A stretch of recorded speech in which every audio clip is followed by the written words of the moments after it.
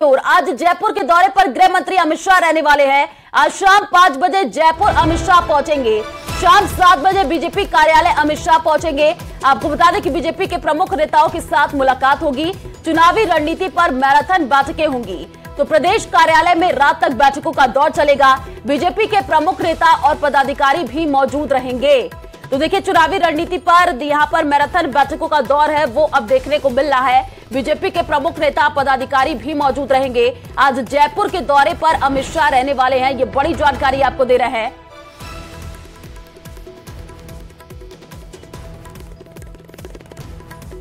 तो आज शाम 5 बजे जयपुर अमित शाह पहुंचेंगे और देखिए, मैराथन बैठकों का जो दौर है वो देखने को मिल रहा है। शाम 7 बजे बीजेपी कार्यालय अमित शाह पहुंचेंगे।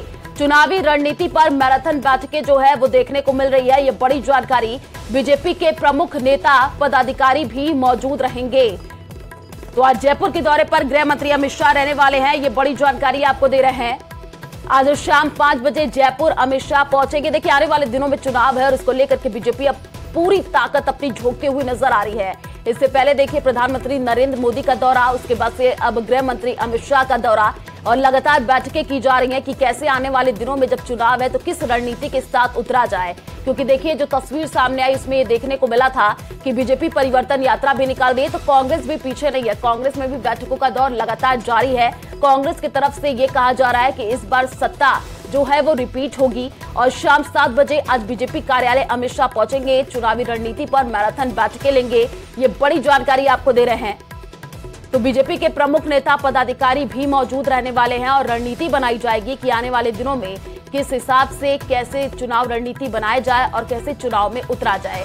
तो आज शाम 5 बजे जयपुर अमित शाह पहुंचेंगे और देखिए, जो बीजेपी के कद्दावर नेता है उनका दौरा लगातार पिछले कई दिनों जो तस्वीर भी सामने आई उसमें देखने को मिला है। और राजस्थान के रण में जो अलग अलग राज्य है, बीजेपी के जो मुख्यमंत्री वो लगातार अब पहुंचते हुए नजर आ रहे हैं। इससे पहले देखिए, तस्वीर सामने आई थी जब देखा गया था कि लगातार जो बड़े कद्दावर नेता है वो पहुंच रहे हैं। मुख्यमंत्री पुष्कर सिंह धामी पहुंचे थे। अब गृह मंत्री अमित शाह का ये जो दौरा है काफी महत्वपूर्ण हो जाता है, क्योंकि गृह मंत्री अमित शाह जब पहुंचेंगे तो देखिए, यहाँ पर चुनावी रणनीति बनाते हुए नजर आएंगे कि आगे कैसे चुनाव जब है तो उसमें कैसे जो कार्यकर्ता है वो बूथ स्तर पर उतरे। और जयपुर दौरे पर जो गृह मंत्री अमित शाह है वो आज रहने वाले हैं। शाम 5 बजे जयपुर अमित शाह पहुंच जाएंगे।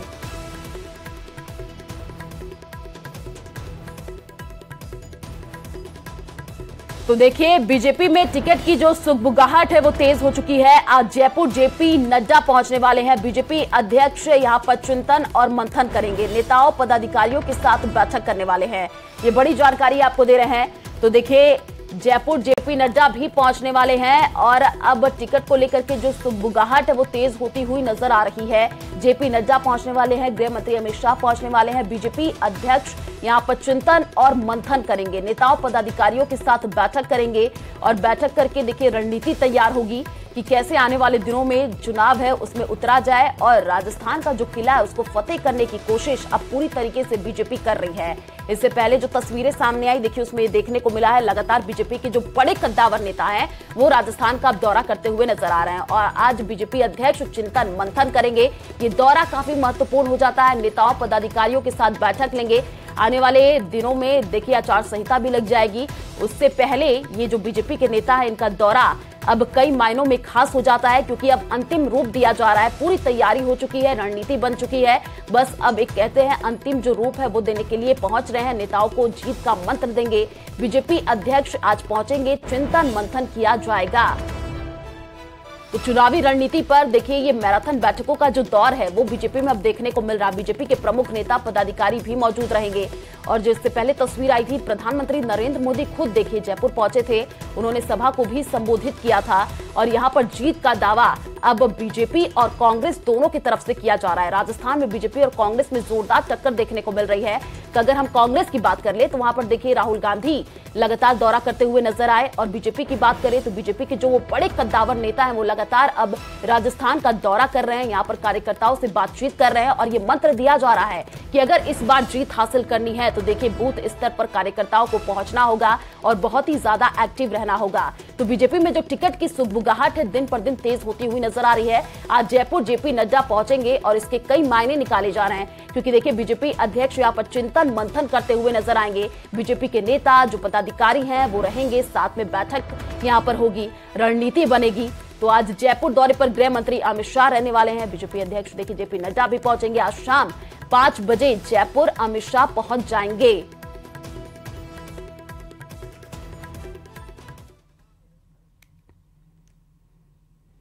तो जयपुर से बड़ी जानकारी आपको दे दें, सीएम गहलोत का मैराथन दौरा देखने को मिल रहा है। दोपहर 12 बजे बिरला ऑडिटोरियम सीएम पहुंच जाएंगे। मिशन 2030 पर यहां पर संवाद कार्यक्रम होगा। ज्वेलर्स, रत्न विक्रेता, ज्योतिषियों और कारीगरों से संवाद करेंगे। दोपहर 1:30 बजे चौमू पहुंचेंगे सीएम। बागवानों से संवाद सीएम गहलोत करने वाले हैं। 3 बजे खाटू श्याम जी सीएम पहुंच जाएंगे और शाम 4 बजे सालासर मंदिर में बालाजी के दर्शन करेंगे। ये बड़ी जानकारी सीएम अशोक गहलोत का भी देखिए मैराथन दौरा है वो देखने को मिल रहा है। मिशन 2030 पर अब यहाँ पर संवाद कार्यक्रम भी होना है और ज्वेलर्स, रत्न विक्रेता, ज्योतिषियों, कारीगरों से संवाद करते हुए सीएम अशोक गहलोत नजर आएंगे। तो दोपहर 1:30 बजे चौमू सीएम पहुंचेंगे। ये बड़ी जानकारी आपको दे रहे हैं। अब सीएम अशोक गहलोत भी पूरी तरीके से देखिए एक्टिव मोड में नजर आ रहे हैं और यहाँ पर शाम 4 बजे सालासर मंदिर में बालाजी के दर्शन करेंगे। क्या उनके कार्यक्रम है वो हम आपको बता रहे हैं। तो मिशन 2030 पर संवाद कार्यक्रम होना है। और इसी खबर पर ज्यादा जानकारी के लिए संवाददाता बाबूलाल हमारे साथ फोन लाइन पर जुड़ चुके हैं। बाबूलाल, दोपहर 1:30 बजे चौमू सीएम पहुंचेंगे, क्या क्या कार्यक्रम प्रस्तावित है? आने वाले दिनों में चुनाव है और सीएम अशोक गहलोत का ये जो मैराथन दौरा है ये देखने को मिल रहा है।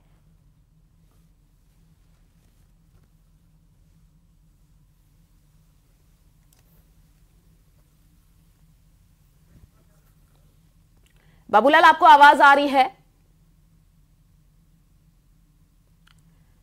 बाबूलाल, देखिए सीएम अशोक गहलोत का ये दौरा काफी महत्वपूर्ण हो जाता है। आने वाले दिनों में चुनाव है तो देखिए जो तस्वीरें सामने आ रही है उसमें देखने को मिल रहा है कि सीएम अशोक गहलोत लगातार अब दौरा करते हुए नजर आ रहे हैं और दोपहर 1:30 बजे चौमू पहुंचेंगे। क्या कार्यक्रम प्रस्तावित हैं?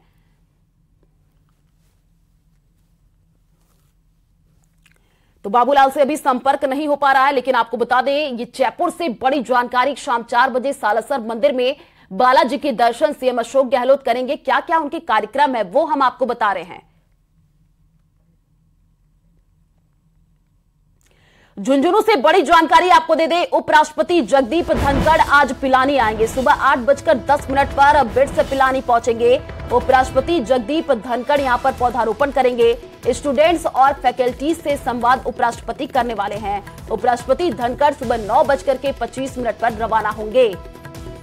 तो ये बड़ी जानकारी, आज पिलानी आने वाले हैं उपराष्ट्रपति जगदीप धनखड़। और देखिए लगातार इससे पहले भी जो उपराष्ट्रपति हैं जगदीप धनखड़ उनका दौरा देखने को मिल रहा है। सुबह 8:10 पर बिट्स पिलानी पहुंचेंगे और यहां पर वो पौधारोपण करेंगे। ये बड़ी जानकारी आपको दे रहे हैं झुंझुनू से। स्टूडेंट्स और फैकल्टी से संवाद उपराष्ट्रपति करेंगे। इससे पहले भी देखिए जो तस्वीर सामने आई थी उसमें देखने को मिला था कि जो उपराष्ट्रपति जगदीप धनखड़ हैं वो यहां पर स्टूडेंट्स से संवाद करते हुए नजर आए थे। एक बार फिर से वो स्टूडेंट्स और फैकल्टी से संवाद करेंगे। तो झुंझुनू से ये बड़ी जानकारी आपको दे रहे हैं। उपराष्ट्रपति जगदीप धनखड़ आज पिलानी आएंगे और यहाँ पर ये दौरा उनका काफी महत्वपूर्ण हो जाता है। सुबह 8:10 पर बिट्स पिलानी पहुंच जाएंगे। उसके बाद से देखिए यहाँ पर वो पौधारोपण करेंगे। स्टूडेंट्स से यहाँ पर संवाद करते हुए भी नजर आएंगे। जयपुर से बड़ी जानकारी आपको दे दे, मुनेश गुर्जर के निलंबन से जुड़ी हुई बड़ी अपडेट आपको दे दे। हाईकोर्ट एकल पीठ में मामले पर आज सुनवाई होगी। मुनेश गुर्जर की तरफ से दायर की गई थी याचिका और रिश्वत कांड में दूसरी बार निलंबित हेरिटेज मेयर हुई है। तो मुनेश गुर्जर के निलंबन मामले से जुड़ी हुई आपको ये बड़ी जानकारी हम दे रहे हैं। हाईकोर्ट एकल पीठ में मामले पर आज सुनवाई होनी है। तो देखिए मुनेश गुर्जर की तरफ से ये जो याचिका है वो दायर की गई थी और इसी पर आज सुनवाई होनी है। मुनेश गुर्जर का जो मामला है दिन पर दिन देखिए अब यहाँ पर तूल पकड़ता हुआ नजर आ रहा है। हाईकोर्ट एकल पीठ में मामले पर आज सुनवाई होनी है।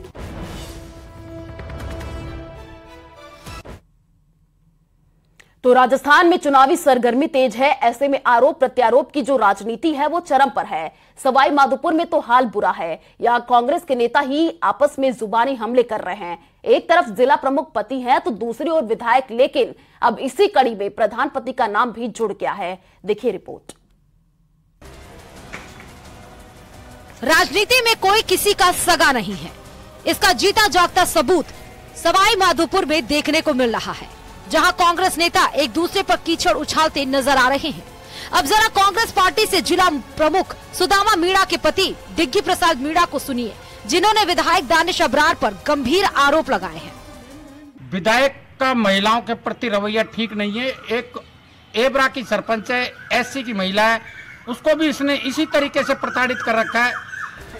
ये कांग्रेस के पहले ऐसे नेता नहीं जो खुद को बेहतर दिखाने के चक्कर में विधायक जी पर जुबानी हमले कर रहे हैं। जिला प्रमुख पति जहां विधायक दानिश अबरार को खरी खोटी सुनाते दिखे, वहीं दूसरी तरफ पंचायत समिति के नए भवन के शिलान्यास के मौके पर कांग्रेस पार्टी से प्रधान निर्मा मीणा के पति मुकेश मीणा ने जिला प्रमुख पति यानी डिग्गी प्रसाद मीणा को जमकर सुनाया। इतना ही नहीं, इस कार्यक्रम में उन्हें निमंत्रण तक नहीं भेजा गया। फिर भी हमारे पूरे कर्मचारी भयभीत हो गए, क्योंकि डिग्गी प्रसाद जी दादा है, वो तो पहले से ही दादा है, तो इनसे सब भयभीत वीडियो और ये बाबू की क्या औकात है। मैंने इनसे कहा मैं भी तुम्हारे डिग्गी से कम नहीं हूं, लेकिन मैं चलता हूं सीधा रास्ता, वो चलते उबड़ खाबड़।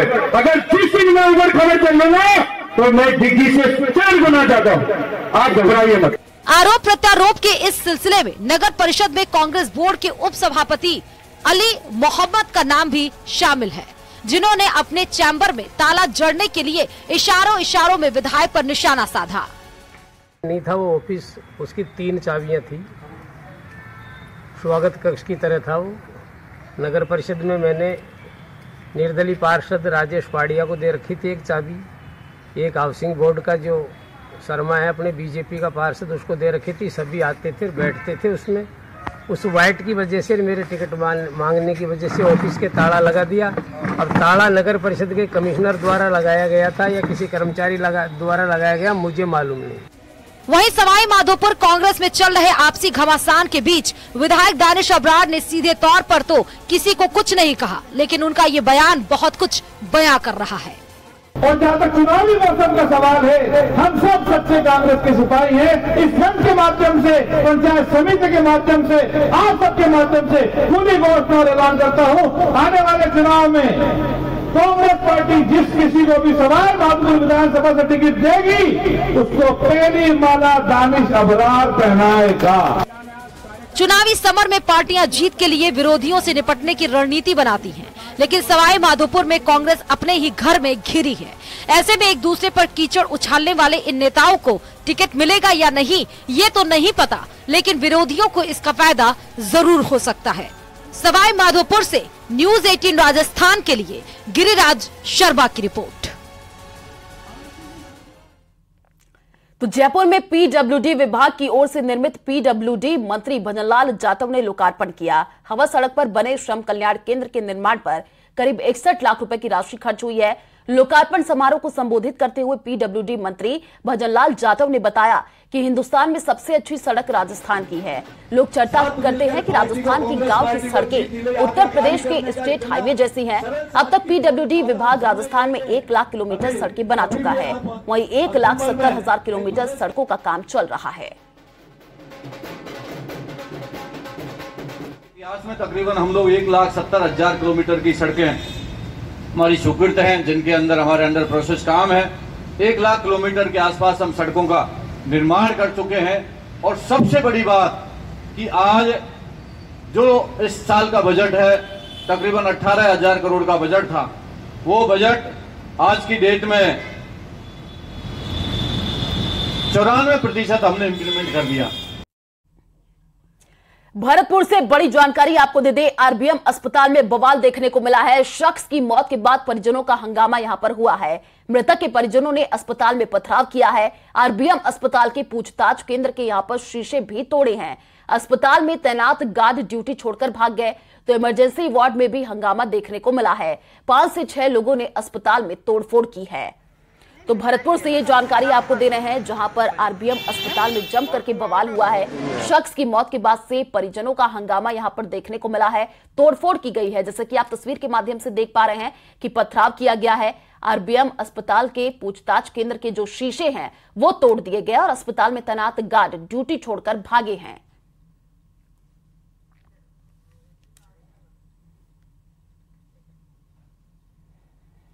जयपुर से बड़ी जानकारी आपको दे दें, राष्ट्रीय रत्न कारोबारी से 27 लाख की ठगी का मामला सामने आया है। राष्ट्रीय रत्न बिकवाने के बहाने हड़पे डायमंड और पन्ने के 3 नग। तो मुंबई में देखिए जयपुर से फरार जो शातिर ठग है वो पकड़ा गया है। पीड़ित कारोबारी ने जालपुरा थाने में यहां पर केस दर्ज कराया था। डीसीपी नॉर्थ राशि डोगरा डूडी ने ठगी का खुलासा किया है और जयपुर बुलाकर हड़पे 27 लाख के डायमंड और पन्ने के नग। तो यूट्यूब वीडियो में कारोबारी का मोबाइल नंबर देकर के संपर्क किया और शोरूम में सैंपल दिखाने के बहाने 27 लाख के रत्न लेकर के भागा है। मोहम्मद अनीस ने आशीष नाम बताकर के संपर्क किया था।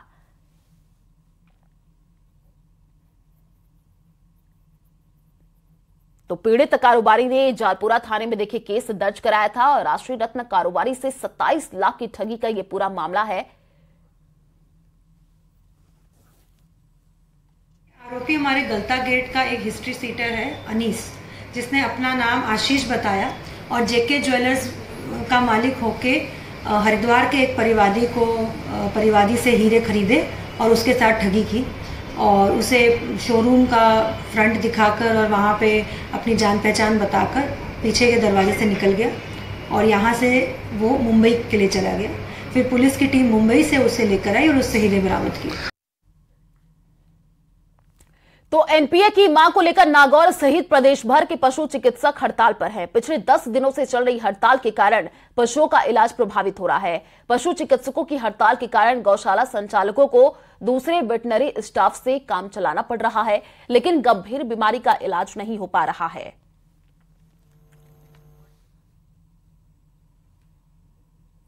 एनपीए सहित मांगों को लेकर प्रदेश भर के पशु चिकित्सक पिछले 10 दिनों से हड़ताल पर चल रहे हैं। इस हड़ताल के कारण नागौर जैसे जिले में भारी परेशानी पशुपालकों को आ रही है, क्योंकि नागौर एक कृषि प्रधान जिला है और यहाँ लोग कृषि और पशुपालन पर आधारित है। सबसे बड़ी बाधा उन पशुपालकों को आ रही है जिन्होंने अपने पशुओं के बीमा करा रखे हैं। ऐसी स्थिति में जिन पशुपालकों के पशुओं की मौत हो रही है उनके पोस्टमार्टम भी नहीं हो रहे हैं और इसके चलते बीमा से जुड़ी प्रक्रिया भी बाधित हो रही है। हमारे साथ पशु चिकित्सक है, हम उनसे जान लेते हैं कि क्या मांग है जिसके चलते वो 10 दिन से धरने पर बैठे हैं और पशुओं का इलाज भी नहीं हो रहा है। मुख्य मुद्दा क्या है और इससे क्या मांग आपकी सरकार से है? सरकार से हमारी जो है एनपीए की मुख्य मांग है, जिसके अंदर जो है पशु चिकित्सकों को एनपीए सरकार द्वारा दिए जाने का वादा कर चुकी, लेकिन सरकार द्वारा लगातार वादा खिलाफी करके नहीं दिया जा रहा है। हड़ताल अपनाई जा रही है सरकार द्वारा। जो नागौर जिले के ग्रामीण क्षेत्र है, यहाँ से किस तरह की जब आपने ये हड़ताल कर रखी है और काम नहीं कर रहे हो, तो क्या पशुपालक प्रभावित हो रहे हैं इससे? भयंकर प्रभावित हो रहे हैं। कोई भी बीमा कार्य नहीं हो रहा है। जो पशु मृत हो रहे हैं उनका पोस्टमार्टम नहीं हो रहा है, कोई किसी का हेल्थ सर्टिफिकेट नहीं बन रहा है, कई इमरजेंसी जो अटेंड नहीं कर रहे हैं, जानवर मर रहे हैं। तो ये किस तरह की बाधा अभी पशुपालकों को आ रही है? ये पूरी थोड़ी प्रक्रिया समझाइए, किस तरह की परेशानी हो रही है? हम एनपीए की मांग को लेकर पिछले 2 दशक से हम सरकार से मांग रहे हैं, परंतु हमारे साथ न्याय नहीं हो रहा है। इसमें हमने अब निर्णय लिया है कि संपूर्ण जो पशुपालन के कार्य है, गोपालन के, हमने बहिष्कार कर रखा है। अभी सरकार ने 750 करोड़ की योजना, कामधेनु पशु बीमा योजना लॉन्च की थी, जिसमें 1.10 करोड़ पशुपालकों का रजिस्ट्रेशन हुआ था महंगाई राहत शिविर में और 80 लाख पशुओं का बीमा किया जाना था। पशु चिकित्सकों ने इस योजना का, सरकार की योजना का स्वागत किया था और 6 तारीख को ये भीलवाड़ा से लॉन्च की गई थी माननीय खड़गे साहब और मुख्यमंत्री अशोक गहलोत के द्वारा। उस दिन हमारे एनपीए की घोषणा की जानी थी, हमारे को पूरा आश्वासन मिला था, परंतु ये घोषणा नहीं की। महेंद्र बिश्नोई, न्यूज़ 18 नागौर। तो राजस्थान में एक बार फिर से नर्सेज आंदोलन की राह पर जाने की तैयारी में है। प्रदेश राज्य के सेवारत नर्सिंग कर्मियों ने 3 महीने के लंबे आंदोलन के बाद 5 सितंबर से हड़ताल की घोषणा की थी। इसके बाद एसीएस मेडिकल और एसीएस विद के साथ हुई बातचीत में बनी मांगों पर सहमति पर आज दिन तक कोई कार्रवाई नहीं होने से राजस्थान की नर्सेज में आक्रोश है, जिसको लेकर 27 सितंबर को नर्सेज संयुक्त संघर्ष समिति की प्रांतीय बैठक बुलाकर दोबारा आंदोलन शुरू किया जाएगा।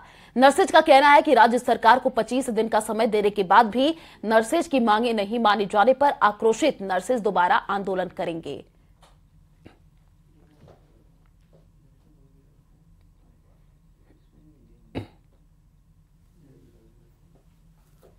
कि हम आपसे निवेदन करते हैं कि आप हमें 15 दिन का समय दीजिए, और उन सब के द्वारा 15 दिन का समय मांगने का और जनमानस को देखते हुए हमने राजस्थान की संयुक्त संघर्ष समिति ने विभाग के अधिकारियों को 15 दिन का समय दिया।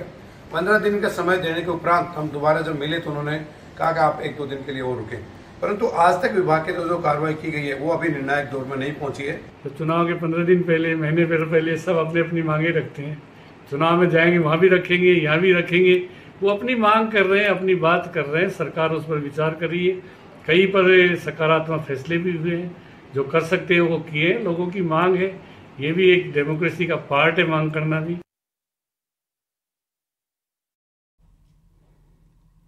बाड़मेर के रामसर थाना इलाके के सुवाड़ा कस्बे में एक परिवार पर उस समय दुखों का पहाड़ टूट पड़ा जब परिवार की गरीबी 2 लोगों के जान जाने के कारण बन गई। दरअसल पिता ने बेटी की शादी सरकारी शिक्षक से तय की, पर लड़के ने परिवार की गरीबी देखकर बारात को दरवाजे से लौटा ले गए। फिर पिता ने नाक बचाने के लिए बेटी की शादी बावड़ी कला के एक निवासी से कर दी, पर वहां उसे और उसके भाई को इतनी सामाजिक उल्हाने सुनने पड़ी कि दोनों ने आत्महत्या कर ली।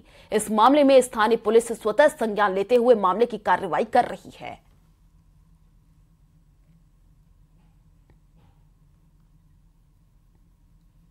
लगी हुई है, नहीं रुकेगी, इसको मतलब शादी तो करनी पड़ेगी। शायद हमने हमारे दूसरे रिश्तेदारों के पास मतलब कहीं उसकी शादी की। शादी करने के बाद में मेरा लड़का था, उस बच्चे के साथ में गया हुआ था, तो वहाँ किसी ने ताने तूने दी होगी कि भाई तेरे इसकी बारात पाछी क्यों की, वो टीचर था, समझदार था, क्यों छोड़ के गया, ऐसे करके उसमें वो उसको दुख सहन नहीं कर पाया, इसलिए उसने अपनी आत्महत्या कर दी। यहाँ आते ही कितने दिन बाद बस आया उसके दूसरे दिन की।